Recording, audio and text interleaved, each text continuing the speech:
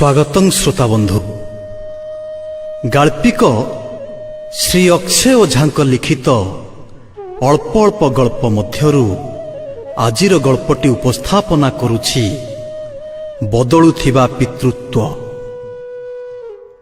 रविवार सकाळु सकाळु quarter gate bell बाजिला। 9टा बाजु बाजु किए एते सकाळु मु बेड रे बसी चा पिउथिली। घर कबाट खोली देखिली बापा छिड़ा होइछंती गेट पाखरे। मु आश्चर्यचकित हेली। बापांकु नमस्कार हेई घर को डाकिली। बापांका हातरे सेई पुरुणा ब्यागटी। नाती नातुणीक पाई कोन टिके आनी थांती गाँरु। बहु नमिता ससुरंकु ओ नाती नातुणी माने तांको जेजंकु नमस्कार कले। बापा नमिता हाथ को ब्यागटा बढ़ाई देले ओ पाख चेयर उपरे बसी पड़िले। मु टिके विचलित हेली। हठात कोन पाई बापा आसिले, ना खबर ना फोन। भुवनेश्वर रे रहिबा मोर 15 वर्ष हेई गलानी। किराणी चाकरीटीए। रोजगार एतिकी जे बड़ कष्टरे मासटी पूरा हुए। गाँ घर देखी हुए ना। बापा चाष बास करी चली जाती। मु चाकरी कले सुधा केबे अभावरु मुक्त पाइनी। आज पिलांक स्कूल एडमिशन, काली LIC किस्ती, पुणी EMI, तापरे देहपा। सबुबेले जेमिति मोते एक आवश्यकतार माया राति दिन पछरे पड़िछि। हठात बापा आसी पहुंची जाइछंती गाँरु। काले पैसा पत्र मागिबेनी तो चिंतित हेई पड़िली। 3-3टा लोन चलीछि। बड़ कष्टरे किस्ती भरुछि। मुंडटा बिंधिला। बापांकु बसेई भीतर घर को गली। नमिता चा पानी व्यवस्था लागिथिले। मु सकाळर नित्यकर्म रे लागिगली। देखिबा बापा कोन पाई आसिछंती। पैसा पत्र मागिले सीधा मना करिदेबी। मो पाखरे केउठु आसीबो? मोते पैसा मागुछ? ए गाँ हेइनी जे बारी घरु चलई नेबी। 2-2टा पिलांको पाठ पढ़ा। भुवनेश्वर रहिबा आजिकाली केते कष्ट जिए रुहे सीए जाने। पानी ठू निया जाए सबु किना। गाधुआ घर रे गाधौ गाधौ भाभी चलीथिली। नित्यकर्म सारी दांड घर को आसी देखिली बापा चेयर उपरे बसी बसी ढोळेई पड़िछंती।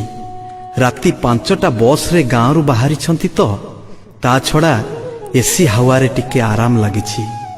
बापांकु दांडघर खटरे शोइबाकु कहिली। बापा गड़पड़ होई पड़िले। मु भीतर घर को गली। नमितांक सहित बसिली। नमिता भी बड़ विरक्तिर भाव प्रकट करुथिले। बापा कोन बुझी पारु नाहंती? आमे निजे टिके भलरे चली पारुनु। एठी आमकु आहुरी असुविधारे पकाइबाकु बापा पुणी आसिछंती। सीधा मना कर तुमे। आम पाखरे पैसा पत्र नहीं ना आमे कोठु उधार करि पारिबुनु कि लोन करि देई पारिबुनु। मु नमिता को बुझेइली। मु जानिनी बापा काहे की आसिछंती, ना मो सहित किछि कथा होइछंती आगरु तांको आसीबाकु नेई। नमिता रागी नियाबाण होई जाइथिले। 5 वर्ष रजकु गाँ को जाइथिबा बेले बापा कथारे कथारे कहिथिले किछि पैसा दियंतु जदी आम घेरा तଳ ବିଲ ପାଖ ଜମିଟା କିଣି ନିଅନ୍ତେ। ଶସ୍ତାରେ ବିକୁଛି କାଳିଆ ସାହୁ। ସେଇ ଇଚ୍ଛାରେ ତ ଆସିନାହାନ୍ତି ବାପା।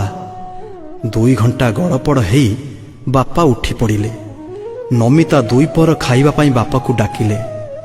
ବାପା ଖାଇଦେଇ ଗାଁକୁ ଫେରିବାର ଇଚ୍ଛା ବ୍ୟକ୍ତ କଲେ। ଗାଁକୁ 4ଟାରେ ବସ୍ ଅଛି। ଆମ ଦୁହିଁକୁ ପାଖକୁ ଡାକିଲେ। ନମିତା କାନ୍ଥକୁ ଡେରି ଛିଡ଼ା ହେଲେ। मु बापांक पाखरे खटरे बसिली। पिलामाने भीतर घरे खेलुथिले। बापा कहिबाकु आरंभ कले, बाबू 8 दिन तले लघु चापरे घेरा तळ बिलरे लागिथिबा चाकुंडा गछ 3टी उपुड़ी पड़िला। मु से गछ 3टी बिक्री करिदेली 22,000 टंकारे।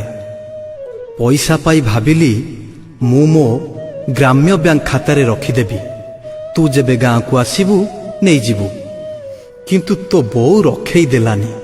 କହିଲା, ନା ଏବେ ଯାଇ ଦେଇ ଆସ, ସହରରେ ପିଲାପିଲି ନେଇ ରହୁଛି, କାଳେ କ'ଣ ଅସୁବିଧାରେ ଥିବ, ସେଇ ଟଙ୍କା ଦେବାକୁ ଆସିଛି। ବାପା ଅଣ୍ଟାରୁ ଟଙ୍କା ବାହାର କରି ନମିତାଙ୍କ ହାତରେ ଧରେଇ ଦେଲେ। ତରତର ହୋଇ ବାହାରି ପଡ଼ିଲେ ବସ୍ଷ୍ଟାଣ୍ଡ ଆଡ଼କୁ। ମୁଁ ଅବାକ୍ ଥିଲି। ନମିତା ତଳମୁହାଁ ହେଇ ଛିଡ଼ା ହୋଇଥିଲେ। ମୋ ଘରଠୁ ମାଷ୍ଟର କ୍ୟାଣ୍ଟିନ୍ ଛକ 300 ମିଟର। ବାପାଙ୍କ ସାଙ୍ଗେ ସାଙ୍ଗେ ଚାଲିବାକୁ ମୋର ସାହସ ନଥିଲା। ବାପା ଜଲ୍ଦି ଜଲ୍ଦି ହେଉଥାନ୍ତି, କାଳେ ବସ୍ ବାହାରିଯିବ। ବାପାଙ୍କୁ ଆଜି ଦିନକ ରହିଯିବାକୁ କହିଲି। ବାପା ମନା କଲେ।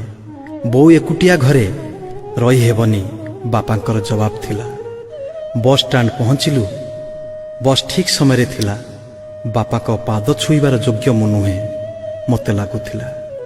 ବାପା ମୁଣ୍ଡରେ ହାତ ବୁଲେଇ ବସ୍ ଚଢ଼ିଲେ। ମୁଁ ଅପରାଧୀ ଭଳି ଛିଡ଼ା ହୋଇଥିଲି ମାଷ୍ଟର କ୍ୟାଣ୍ଟିନ୍ ବସ୍ ଷ୍ଟାଣ୍ଡରେ। ବସ୍ ବାହାରିଗଲା। ବାପା ବସ୍ରୁ ହାତ ହଲାଉଥିଲେ। କିଛି ସମୟ ପରେ ବସ୍ ଅଦୃଶ୍ୟ ହୋଇଗଲା। ମୁଁ ଭୋ ଭୋ ହୋଇ କାନ୍ଦି ପକେଇଲି।